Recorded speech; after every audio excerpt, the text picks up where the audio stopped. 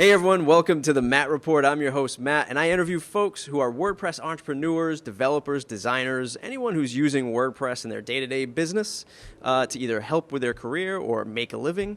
And today, I am super excited to interview Pippin Williamson of Pippin's Plugins. Pippin, how are you?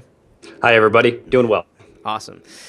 So Pippin's going to join us on the show today to talk about what it's like to be a WordPress developer, specifically in the realm of plugins and running his own plugin business. If you want to join in and learn more about what other professionals are doing in WordPress, do go to mattreport.com/subscribe. Jump on the mailing list, and I'll email you when I get awesome new guests like Pippin. So Pippin, let's dive right in. What's your 2-minute drill, 2-minute warning, elevator pitch of what you do now? Sure. I'm a WordPress plugin developer. I've been developing plugins for about 2 or 3 years now, and it's pretty much all I do. I write plugins, I try and teach other people how to write plugins, and I really try not to do much else. I really like writing plugins. I think it's a lot of fun. And there's a lot of areas in WordPress plugin development that I feel are neglected in regards to maybe other areas. Like WordPress theme development is very, very common and is really easy for people to get into, but I think a lot of times it's harder for people to get into WordPress plugin development. There's kind of this mental barrier there. And so that's one of the things that, along with my own personal plugin development, that my site, pippinsplugins.com, is geared towards, to try and make it easier for other people to get into plugin development as well. Nice. What got you into creating plugins, developing plugins, possibly using WordPress? Did you take the typical path many of us do, as freelancing, building the $500 website for somebody down the street, and then that kind of just progressed, or did you going into the WordPress? I definitely did the typical path. I actually started into WordPress by accident. My brother ran his website on WordPress, and he wanted me to go in and do some customization for it. I was doing straight up HTML sites at the time. And so I jumped in, I played with it, and I hated it. It was terrible. And I have no idea where the transition actually happened from going from hating it to really liking it to loving it to running my business off of it. But at some point it did. I got into plugin development by accident as well. I was doing custom client work at the time, and I was building a site for a local company, and they wanted this particular feature. So I built the feature, and I had no idea how to write a plugin at the time. So I built it into their theme, and it was just kind of a custom feature in their theme. And then I wrote a tutorial on how to do that and how to build this kind of feature into your theme. It had to do with custom fonts. And a lot of people requested that it be built into a plugin. And my response was, heck no, I don't have any idea how to build a plugin. Like that's kind of scary stuff to me. And so then I went ahead and looked it up and figured out how to do it. It turns out it's really simple. And then I've never done anything since except build plugins. So that journey started that exact 2-3 years ago, or did the actual plugin site was born 2 or 3 years ago? No, that's when that happened. Was my first plugin was about 2.5, 3 years ago, just about the same time I was finishing up college. Nice. The plugin site actually started almost exactly 1 year ago. I think November of 2011. What was that aha moment when did you sell a plugin? Your typical digital download, did you sell it and then say, hey, this could be a business? Did you start off maybe servicing folks? Yes, that's actually almost exactly what happened. So that first plugin that I wrote, which was based off of a tutorial, somebody said, hey, why don't you throw it up on a marketplace at the time, which was codecanyon.net. And it made a few dollars here and there. I was kind of surprised. I didn't expect it to do anything. So I decided to write another one, and that did okay. And then I wrote a image slider, which is kind of one of the typical plugins that you might have is a slideshow plugin. And at the time, it exploded in terms of my perspective of what was successful for a plugin. And that kind of made me realize that I could maybe not make my entire living off of plugins, but I could do well enough to at least be a substantial amount of side income. Mm-hmm. And it's fair to say that this is the full-time job now. This is the full-time income, is the Pippin store, if you will. Yes, absolutely. Awesome. So take us back to the early days, that first slider plugin. What were some of the, obviously the benefits were you started to find a market, you found people who were giving you money for this plugin. What were some of the lows, the kind of things you stumbled upon that you look back now and say, I would change the way I would do this if I had to do it all over again? Well, if I was to go back and rewrite the plugin or to redo how I had done it, I wouldn't do anything the same. I actually pulled the plugin off of the market recently because I was kind of tired of updating it, and because the foundation of how I built it was not very solid. So that'd be the main thing, is I would simply go back from a development perspective and rebuild it. In terms of maybe distribution or marketing of the plugin, probably wouldn't do a whole lot different. Okay. Your experience jumping into the scene in a marketplace, chicken or the egg kind of thing, how was that experience for you? Is it something you would definitely do again to get yourself noticed? And how does that still scale your own business? I really, really enjoy being part of the marketplace, and I'm still an active member of the marketplace of CodeCanyon.net. It was really great for me at the time because I had zero exposure through myself, through my own site. I had maybe 10 to 20 hits a day on my sites, and obviously that's not enough to be marketing a plugin, not if you want it to be successful in any way. So the amount of exposure provided through a marketplace like that was phenomenal. I mean, I could easily get hundreds and hundreds or thousands of hits on a product a day, easily, because they have the massive market. They have all of that traffic generating through their site. So that was really important for starting out. And I've told people before, like, if you're interested in plugin development and you're interested in the commercial area of plugin development, there's nothing wrong with a marketplace, nothing at all. Some people don't like the marketplaces because they feel like it damages your own personal brand. It maybe takes away from what you're doing. I would absolutely disagree, at least when you're starting out. I mean, if you are really great at marketing and you know how to get the word out there, awesome. Do it on your own. I mean, there's nothing wrong with doing it on your own. But the marketplace is a very viable way of getting started. Yeah. They have the traffic, they have the eyeballs. Most of the time, 99% of the time, they have the payment system and how you get paid. That's a big one. Yeah. Let's talk about support. How was it to support this marketplace, these users, using a marketplace's support system? Well, at first, it's really not bad. I mean, you can kind of think of it, you basically have a comment system to manage support initially, similar to like a WordPress post that you would have. After expanding a bit, it got a little bit out of control in terms of a comment stream is not a good place for support. So what I did, and what most marketplace authors do, is set up an outside support system. So I run all of my support off of BBPress now on my own support site, and that works really, really well. So I will still do some support through the comments on the marketplace itself, but I try and direct people over to my own support system. I can track them better. I can manage tickets easier. I can follow threads, etc. But initially, it's not a problem at all. Yeah. Any inside baseball to dealing with and working with folks at marketplaces? Do they not want you pushing people off the site? Are you able to negotiate things like commissions and splitting profits, anything like that? Sure. It depends. So for like when pushing people off the site, that really depends on what you're doing. I've talked to a couple of the developers and the main guys at Envato and behind the company behind CodeCanyon, and they really don't have an issue with you pushing people off the site when it comes to support, because they understand that that's very, very important. The better support that you provide, the better revenue you're going to generate for them. Mm-hmm. So that's really not an issue.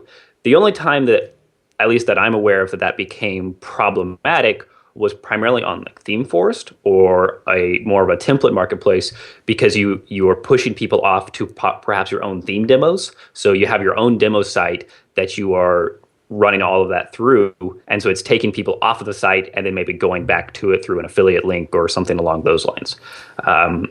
But usually it's not too much of an issue.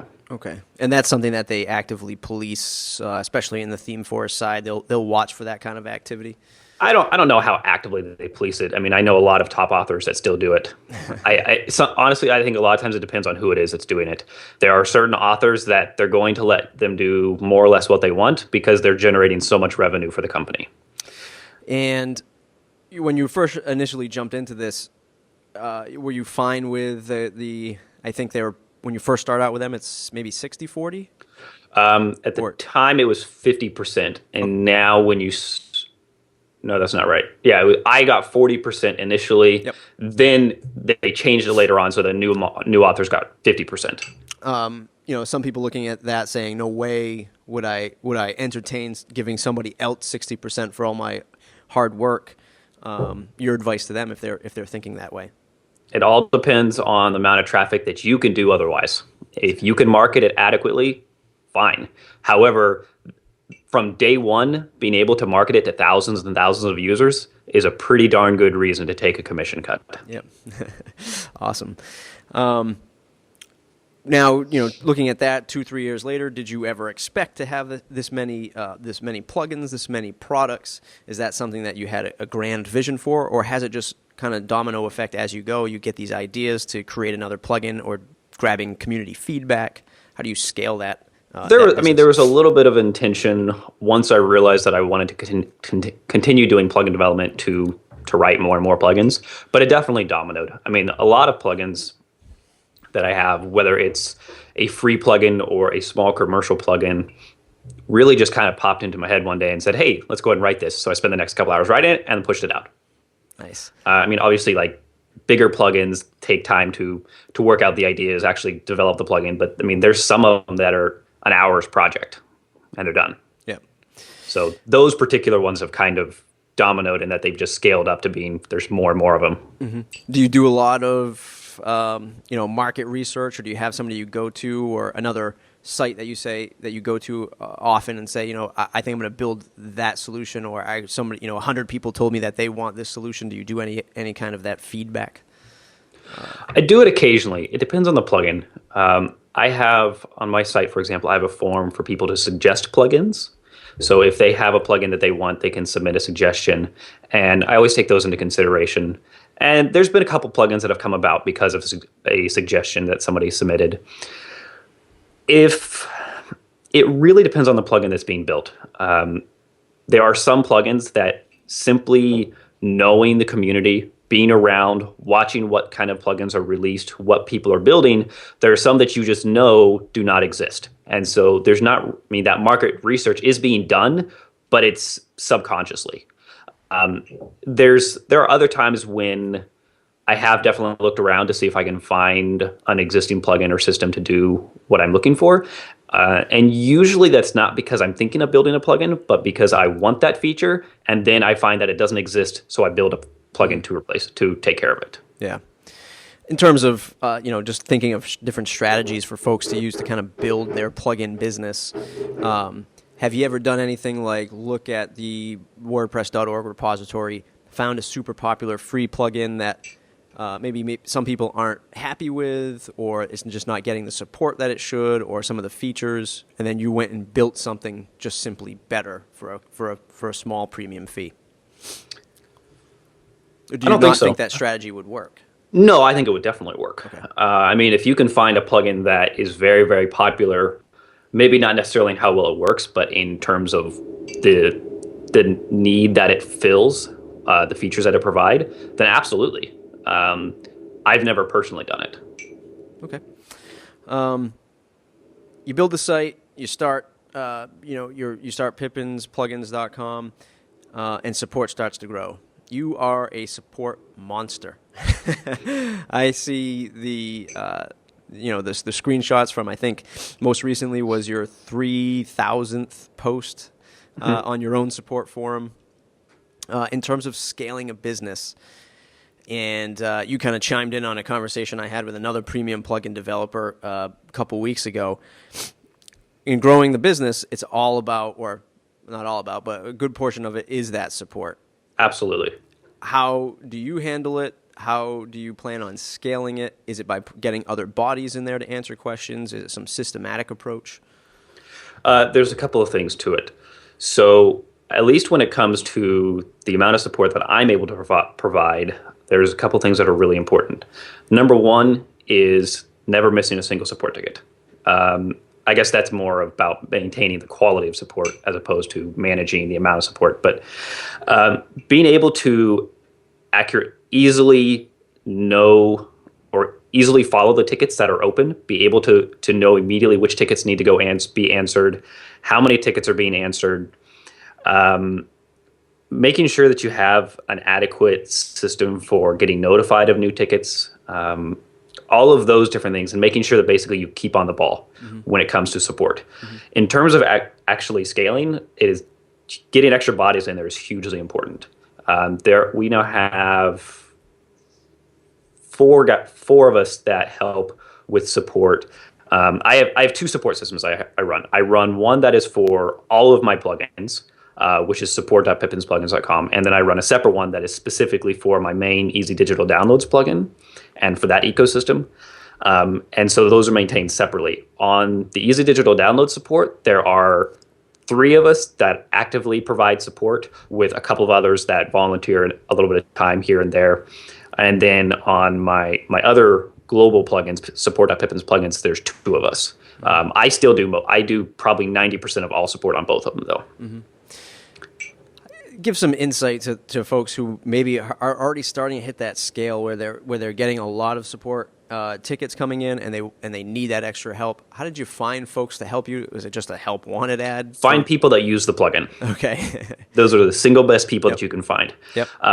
That, and if you have other developers that are assisting on the plugin, maybe it's just volunteering to fix a bug here or there. Those people are also really well suited for the task, assuming that they understand how to provide support. Some people simply don't know how to provide support, and it's not necessarily anything wrong with them. It's just providing support and providing quality support is a skill, and it's one that takes a while to build up. But so the people that use your plugin are one of the best kinds of people that you can get for providing support, because they're already familiar with it. It's far easier to teach somebody who knows how to use your plugin to provide support than it is to teach somebody to use your plugin.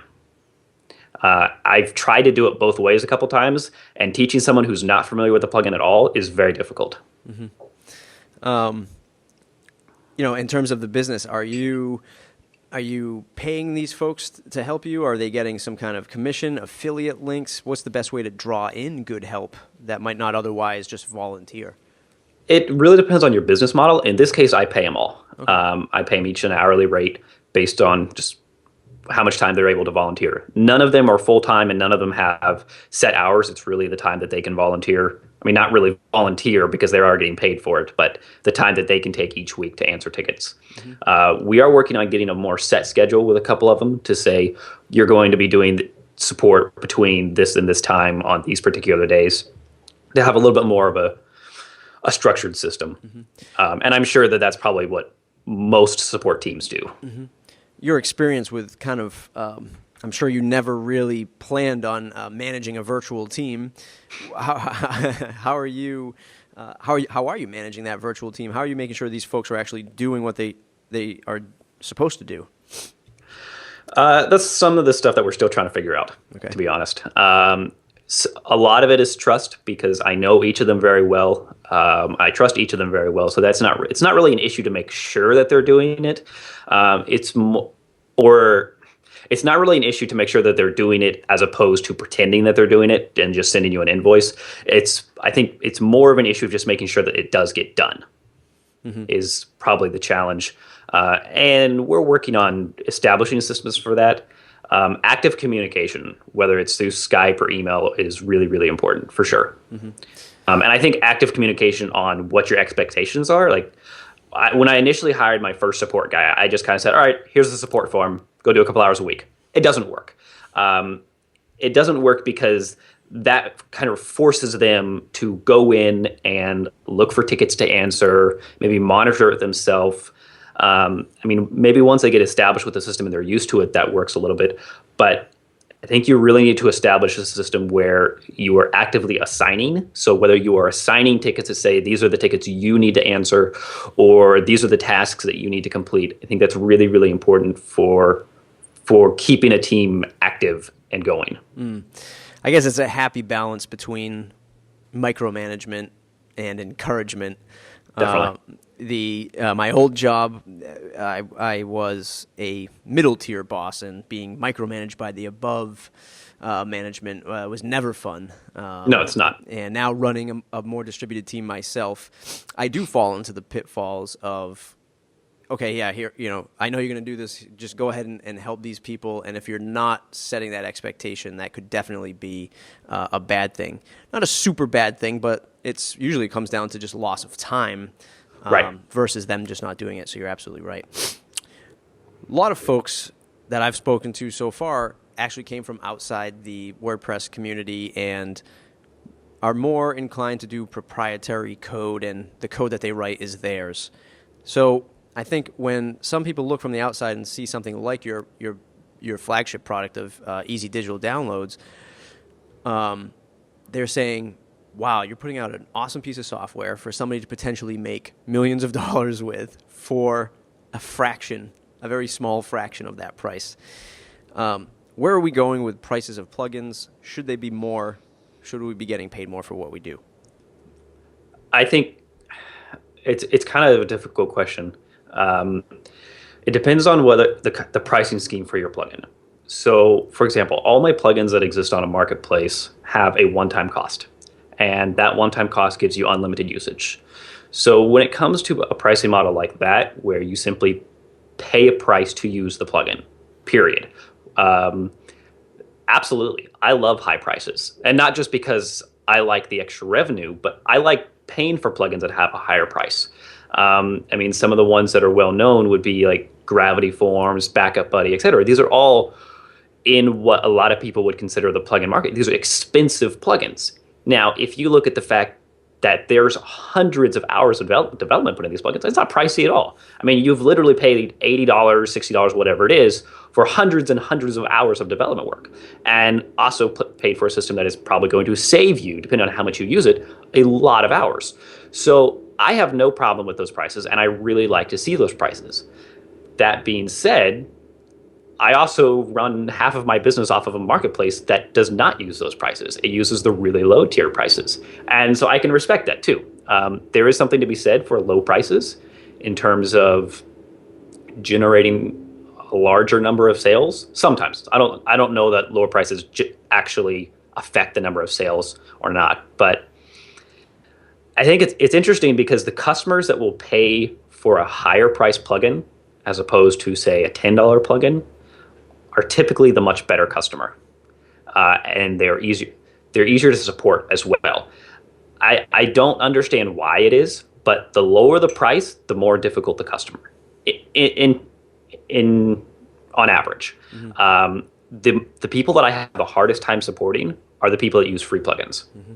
Now, that's not to say that there are not a lot of people out there that are wonderful to support when it comes to free plugins because they appreciate the free work, but for some strange psychological reason, there is a higher sense of entitlement the lower the price. Mm-hmm. No idea why. Yeah, I totally agree. I think it really comes down to the folks who aren't willing to pay. They just simply don't see the value and the time and the effort, and they don't understand what the quality is behind the product. I think we're inherently facing an issue with WordPress, especially on .org and a little bit into .com, is that it's such a low barrier to entry. Right. Where folks are just getting WordPress for quote unquote free. And I hate seeing WordPress for free because there's so much more cost to that. It's not just, it's free to click and install, but then there's the hours you spend setting it up, configuring it, updating it, and maintaining it throughout the years. And I'm on like this crazy mission to kind of show people that, sure, it's free to access and install, but it's not free, in terms of overall cost. Right. There's always cost associated with it. Yep. And actually, it's funny because I just interviewed Corey Miller of iThemes, and we talked about one of my first Press This episodes that we do for the studio. We looked at Backup Buddy, and we made like this small distinction that $79 for backup might be a little much for that first person, that first time blogger, right? This first time person to WordPress, they might say $79 to back up my site. I'm not going to spend that. And he chimed in, and I loved his response. He chimed in. He said, there's so many hours, man hours put into this, dollars put into this investment. The $79 is not a very big price, and I totally agree with him. And my partner on the show actually had said it's like buying an external USB stick or a drive to back up your site. It's a perfect combination, right? Or perfect relation. I mean, to be honest, every time that I use it to create a backup of a site or migrate a site, I've got my money's worth. Yep. Because, I mean, if you look at it simply as time is money, whatever your hourly rate is, or whatever the hourly rate of the person that you're hiring to do it, let's say it's somewhere between $50 and $100, just to be easy. Well, if it takes them 1 hour to do it, guess what? You just paid for the plugin, but now you got to pay them again next time. Yep. That is one of my questions, especially for the freelancers in our space, is how do you deal with the $500 client? How do you deal with that low-cost client that wants all this stuff for $500? And how do we deal with the person in our space who's pitching the $500 solution? I can do all this stuff for you for $500 or less when we know it costs more. How are you dealing with that with plugins? So I used to do a lot of the $500 work. I mean, when I started out, that's really what I did. I'm really glad I don't do it anymore. But I think if you were the person doing the $500 work, first of all, that's not necessarily wrong or bad. I mean, if that's working well for you, that's great. But when it comes to managing those clients, at least in my own experience, those are the single most difficult clients. It goes back to the lower the price, the higher the expectations, or the less appreciation for the value. If you are dealing with those people, and those are the clients that you're working with, you have to be really firm in saying, this is what you get and this is what you don't get. If you want this, here's the cost. End of story, pretty much. And I think that works out. I think that works out well as long as you maintain that. I remember a couple past experiences I had where it was, all right, my budget's $500. We're going to get started with this, and it's just basically we're going to set up a theme, configure it, do all of this. And it ended up, if I had been billing them hourly, it would have been a $2,000 or $3,000 project by the end, because they're nitpicking so many different things. Oh, well, now let's go ahead and change this over here. Let's change this little border color or the padding around this. And you have to put your foot down and say, no, you're paying $500, which is a steal for this setup. This is what you get. Mm-hmm. Yeah. Again, that's one of my personal missions, is helping people who are pitching the $500 solution, which is not a bad thing. We still do it occasionally if the client fits, but to educate the folks that are doing it, that there's more to this. I want you to realize there's more to this, so that one, you can provide more value to your customer. You can eventually make more money. There's a lot more that you could be doing if you scaled it up. Absolutely. And scaled it up correctly. Real quick now, you're doing support on the Code Canyon network, the WordPress.org network, and your own network. How do you keep all three of them without going crazy? Gmail labels. Okay. That's the secret. Put them all into one inbox so that no matter where they're coming from, they all get triggered in the same place. I think that's a big one. So I have, for example, labels set up in my inbox that say this is easy digital download support. This is like other plugin support. So then when I want to, I can just go in there and I can go through every single ticket, regardless of whether it came in through WordPress.org, whether it came in through my own support system or not. Mm-hmm. I mean, once you get used to it, it doesn't really become an issue of where it's coming in, as long as you know it's there. Mm-hmm. I mean, it's really nice when they all go into one place, because you can manage it better, you can track it better, but sometimes that's just not the case. I speak a lot about ecosystems for different plugins, because I don't think people are yet privy to the fact that there's a lot of ecosystems within a plugin. So absolutely, with Easy Digital Downloads, you have a mini marketplace for that. WooCommerce, same thing. Yep. Is that the next frontier for WordPress developers? I think it is. Okay. I mean, if it's not necessarily the next frontier, it's a frontier for sure. I think the potential that you have in that kind of model, which would be kind of considered the freemium model, or not necessarily the freemium model, because some, for example, like the shop e-commerce plugin, it's a commercial plugin, and then it has other extensions that are also commercial, but it's still that same ecosystem within itself.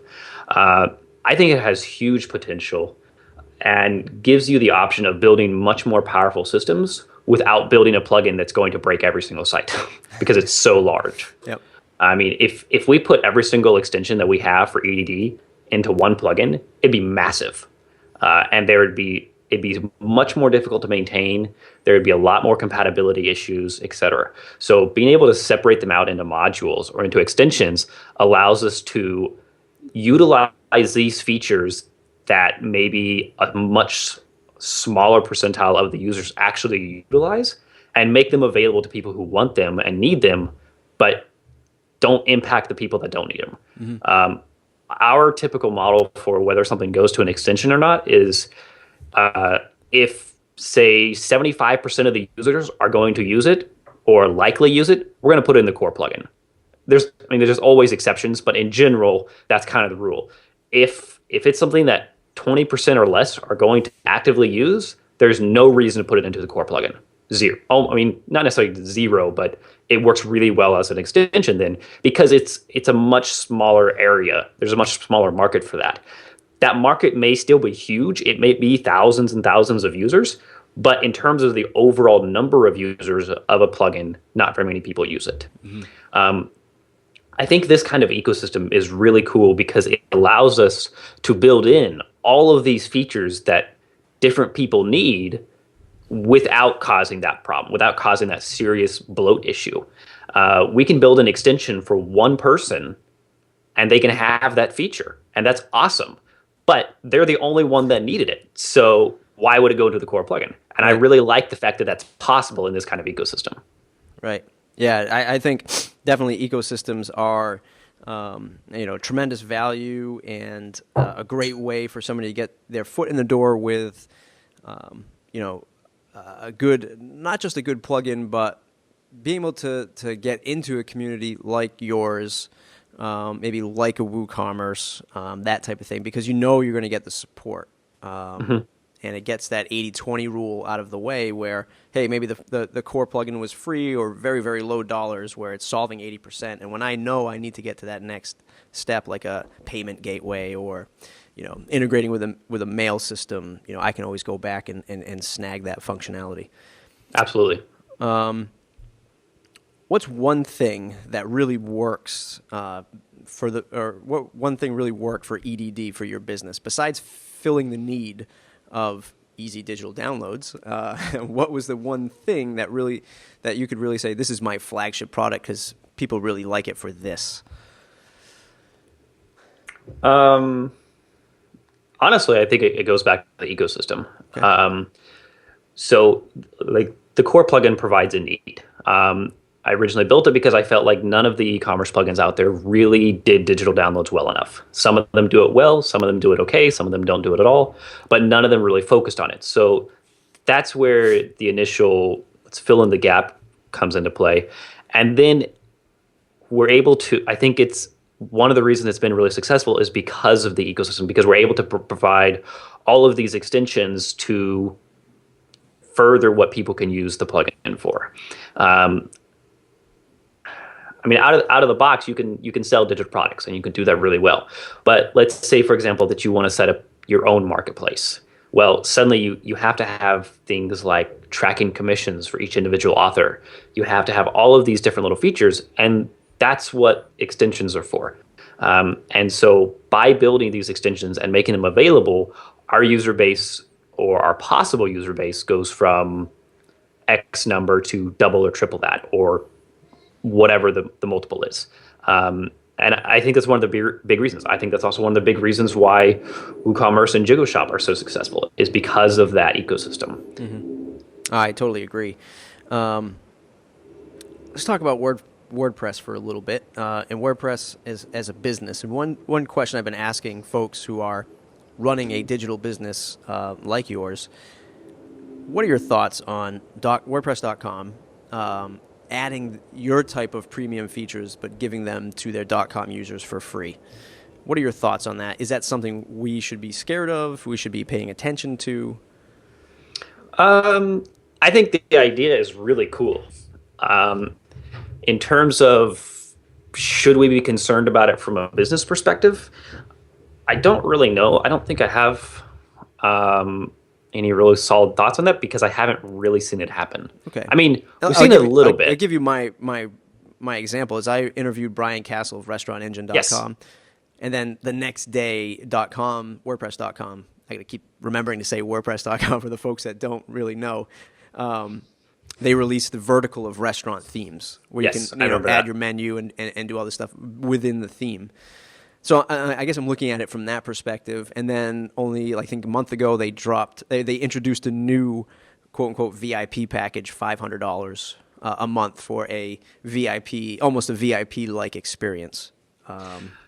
So for businesses like that, I think it's definitely a possible problem. So for Brian Castle, I mean, obviously that could have an impact on his business. Whether it actually has or not, I have no idea. But so I think there's two different businesses that will be affected differently. So Brian, for example, provides a SaaS. I mean, he's providing a subscription as a service system. And so everything is hosted. So the experience that a customer would have through Brian's restaurant engine would be pretty similar to what somebody would have through WordPress.com, through their restaurant site system. I don't remember whatever it's called.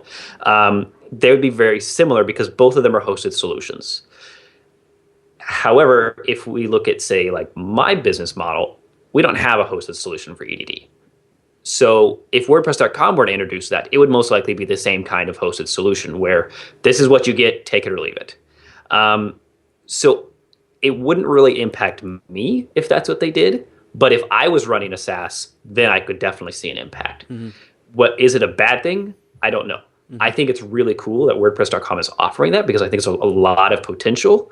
I would be very curious to know if there is a visible impact on SaaS systems outside of WordPress.com. So like Restaurant Engine or Happy Tables or the other ones that are similar to that. Mm-hmm. Yeah, I agree. It's either going to be that marketplace experience, for lack of a better term, where the general population is seeing these cool features out there for free that they can get on .com, but as soon as they want to get a better experience with, let's say, support or somebody who can service them, and then they can go with the .org version and kind of tailor it to their more unique needs. Right, exactly.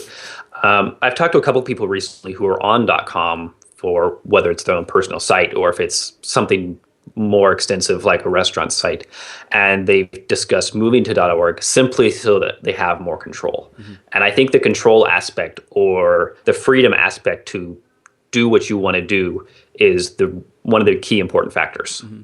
Was this a end user or is this a developer designer?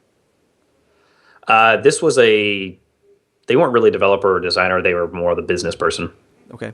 What was their primary? Just curious to know what the population looks for control. Was it just design control, SEO control?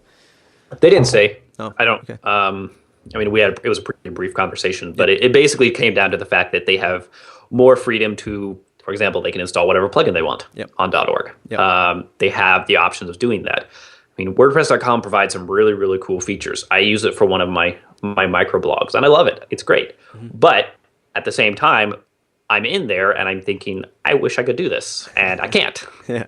So immediately, even like on a simple blog site, I mean, granted, I'm a little bit more of a power user than a lot of end users, but I'm still kind of itching for that extra control, that extra freedom. Mm-hmm. Awesome. The upcoming developer, designer, entrepreneur in the WordPress space, where should they get involved in WordPress if they're just starting out? From what perspective? Business perspective? Let's from your perspective of development, plugin development. Where would you point somebody in the direction in the WordPress environment or ecosystem of community, help sites, things like that? I think there's a couple of things. If you're just starting out as a developer or as a designer, so themes or plugins, WordPress.org is a really, really great place to start.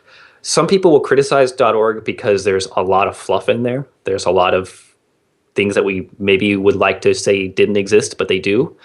But that being said, it still is a window to a huge world.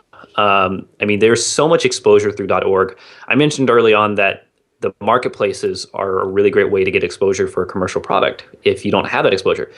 .org is the same way for free plugins. I mean, I can drop a plugin up there, never touch it again, and get 30,000 downloads. That's pretty cool. So if you're getting started, that's a great place to go.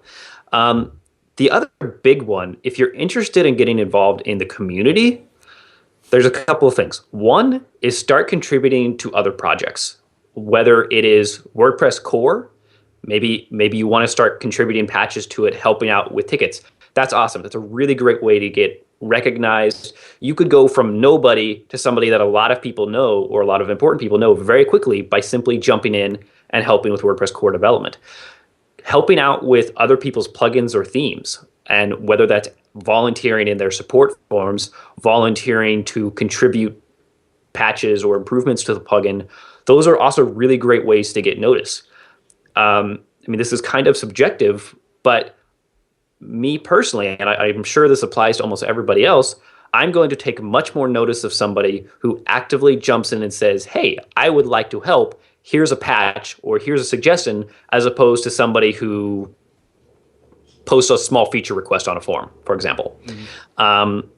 So actively showing that you're interested in working with the WordPress community on whatever project it is. I mean, it could even be documentation, like the WordPress Codex.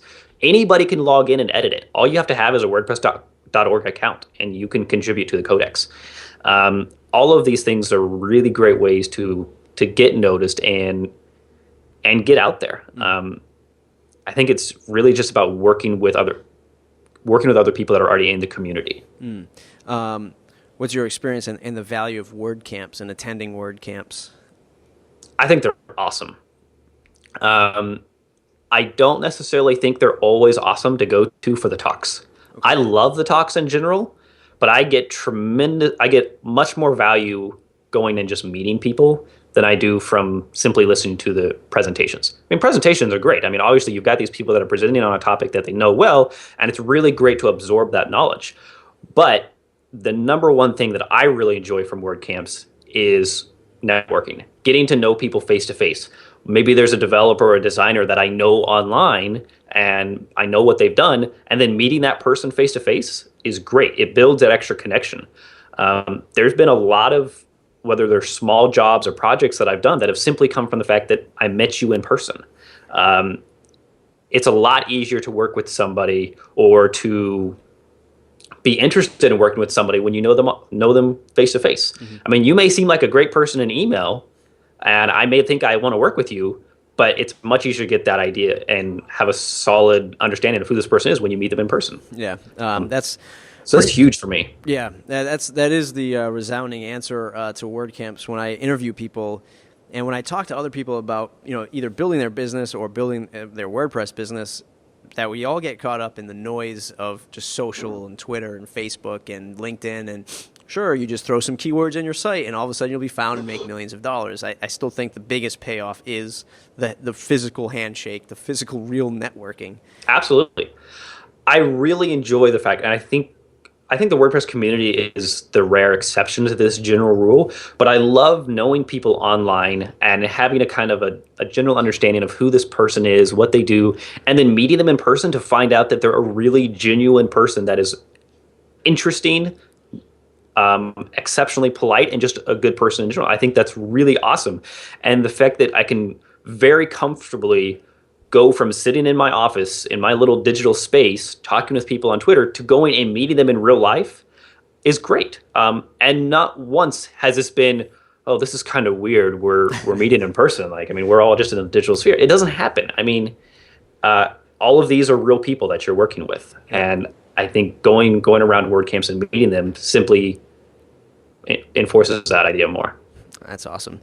All the good stuff said about WordPress. Now that I've set you up, what's one gripe you have with WordPress, either in the software or the community? Are we not getting the word out there enough? What do you think needs to change? It's a good question.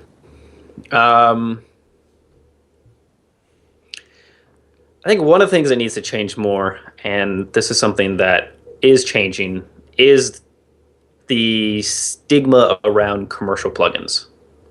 Uh, there's a couple things.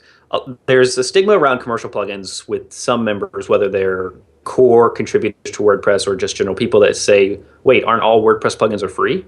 Well, no. I mean, we know that that's not the truth. I mean, sometimes it's because there's so much development time put into them. Um, the other one, the thing that I would really like to see, and this has nothing to do with commercial or free plugins, I would love to see for developers primarily.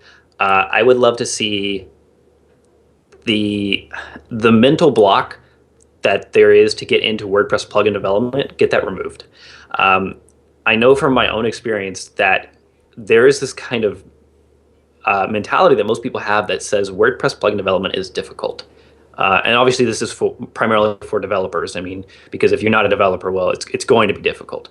But even among developers, even really solid developers that really know what they're doing, a lot of them think WordPress plugin development is difficult. It's scary. I don't understand how this system works. And I would like to see that get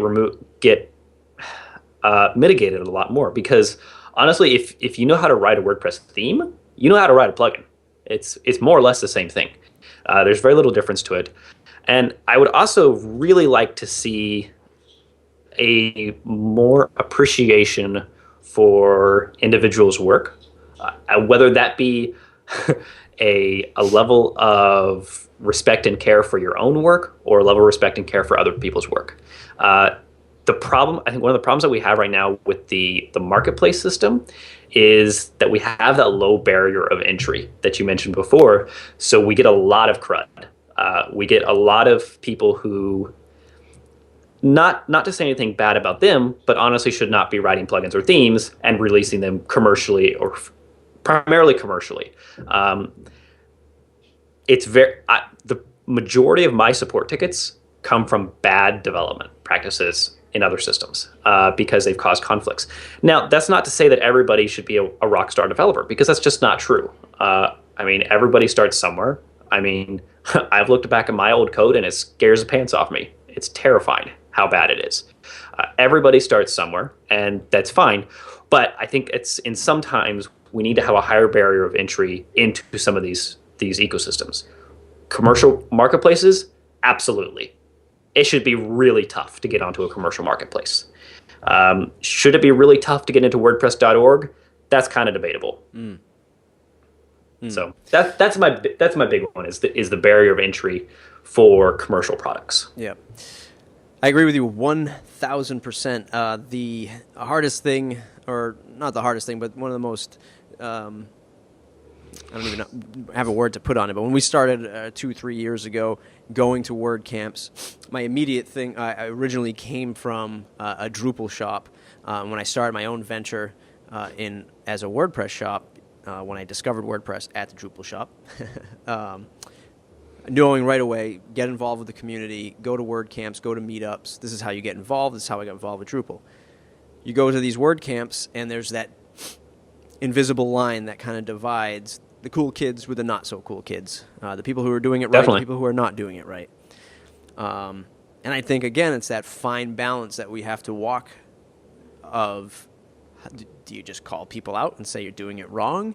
One of the services online that I can't stand the most is Clout, because I think it's just some ambiguous number that people are throwing on some kind of... I signed up for it and never logged in. Right, and it's got like this random metric, and I think somebody's just throwing numbers on it. But should there be a Clout for developers? Like something that comes down to really hard core gauging. But then, of course, there's the gaming system of that, and then there's the I don't like him or her, so I'm going to give them a negative. So I think it's always going to be that kind of that tug of war that we have to deal with.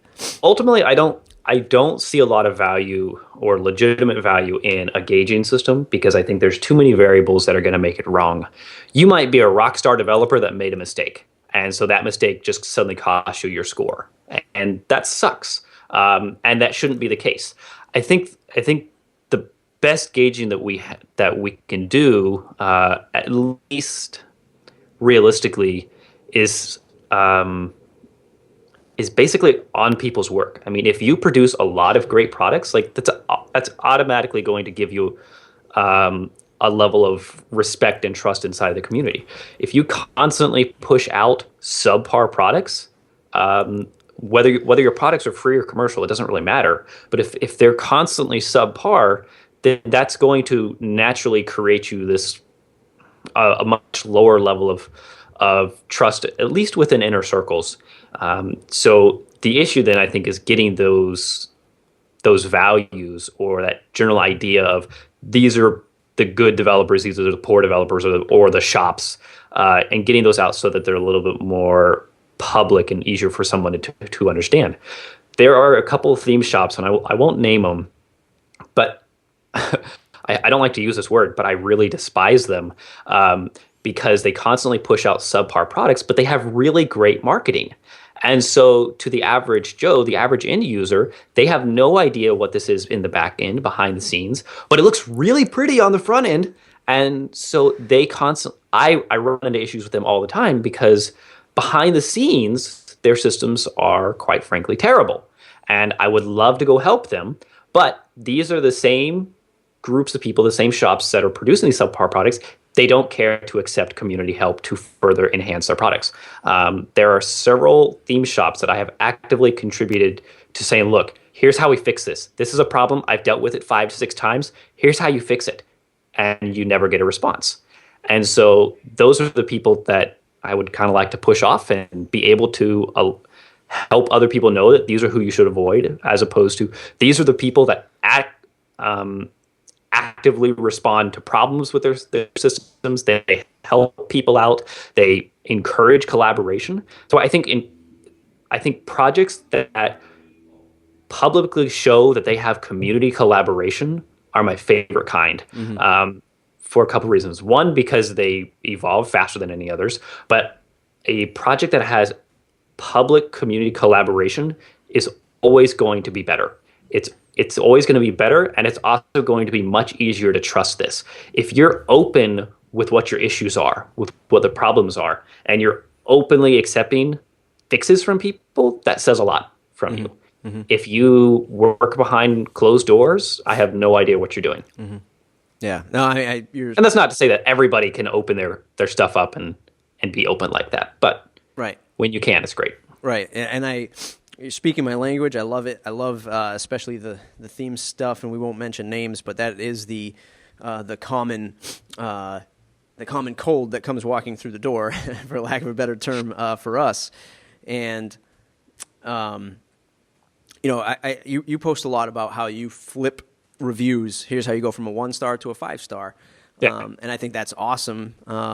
And I think that, .org introducing things like the more Amazon-like review is kind of cool. And I think it's tough for folks to say, well, just do good work and it'll weed out the rest of them. Or, they're doing bad work, but eventually, the market will catch on. I just think we're in one of those phases where there's more market demand than there is enough time for us good guys, if you will, to be found by that person who wants that Sure. .org. It's an interesting place, I think, that we're in. I don't know how to draw a graph of that, but if I could, I would, of, Sure. of demand versus quality and non-quality work. Well, it's been an awesome talk on WordPress stuff. I think people are going to get a ton of great information from that. Yeah, pleasure. Let's talk about the next section, which is called "What's in Your Toolbox?" And what's in Pippin's toolbox is a type of piece of software or hardware that you need to use on a daily basis to run your business. What's the glue that keeps it all together for you on a daily basis? Pandora.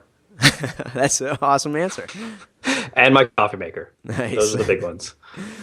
And Gmail labels. Yes, Gmail labels. Like we talked.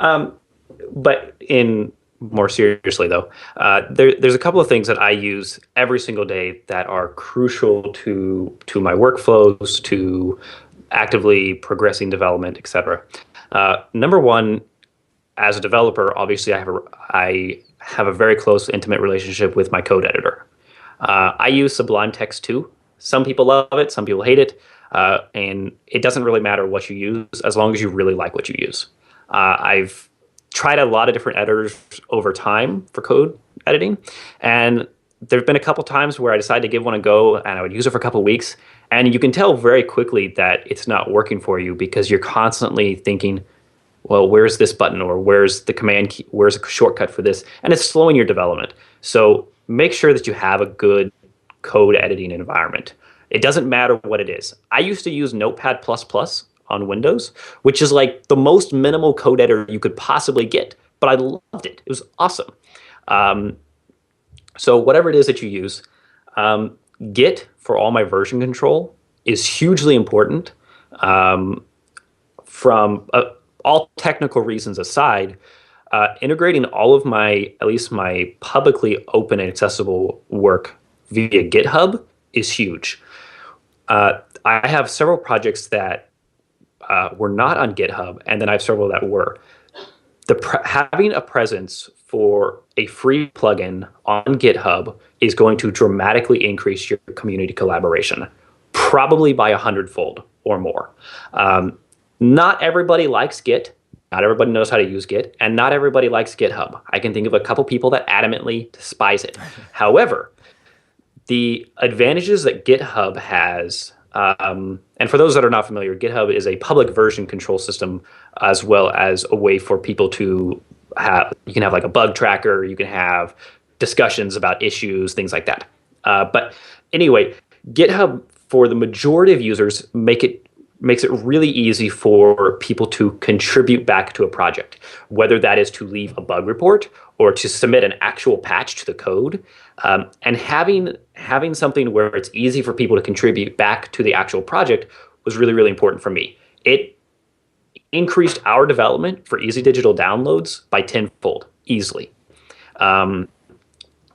Also, having some sort of, this doesn't always apply, but in the case of like easy digital downloads, it's really important. We have a lot of extensions, and we have a lot of extensions that are in development or planned, ones that we want to build, et cetera. And there are a lot of different people building extensions. So when you have an ecosystem like that, having some sort of internal way of discussing extension development, discussing ideas, et cetera, is really important. For easy digital downloads, we're using Trello, Trello.com. It's phenomenal. We actually only started using it about 2 or 3 weeks ago, but it has probably quadrupled the rate of extension development inside of the system. And it's simply because we have a formal location for people to propose ideas, people to discuss current ideas, to get status on the development of ones that are being built right now. Before we were using Trello, it was my personal email. You want to build something? Send me an email. Talk to me on Skype. And it works on a small scale, but not for a larger scale, not for when you really want to encourage other people to contribute to it. When it comes to my entire support system is running around, or at least the majority of it is all running around BBPress, which is the bbpress.org. It's the Forms plugin written primarily by John James Jacoby. It used to be an actual separate version of WordPress. Now it's a plugin. But so all of my support is run around that system. And so it's been really important for me in my daily routine to fine-tune BBPress to work really well as a support system. I actually wrote an article recently on wptootsplus.com about how to use BBPress as a support form. BBPress is awesome out of the box, but there's some things that if you want to provide a really good support system that it just doesn't have.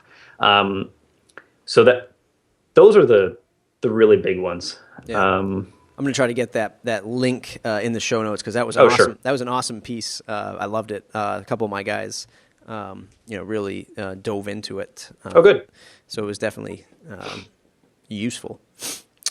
Let's dive into the lightning round, where I'll ask you a series of quick questions, and you'll have a series of quick answers. What's the one plugin you can't live without besides any of your own?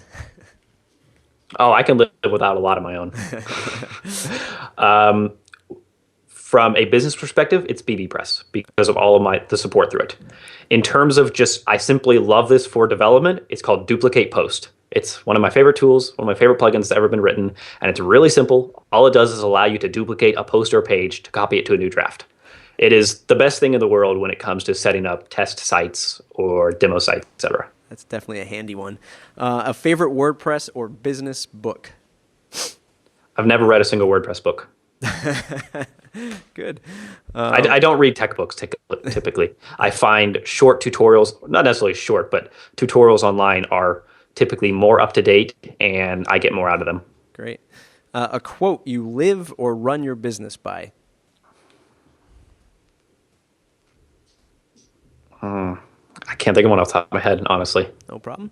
This lightning round, a lot of pressure. The best business or career advice you may have ever received?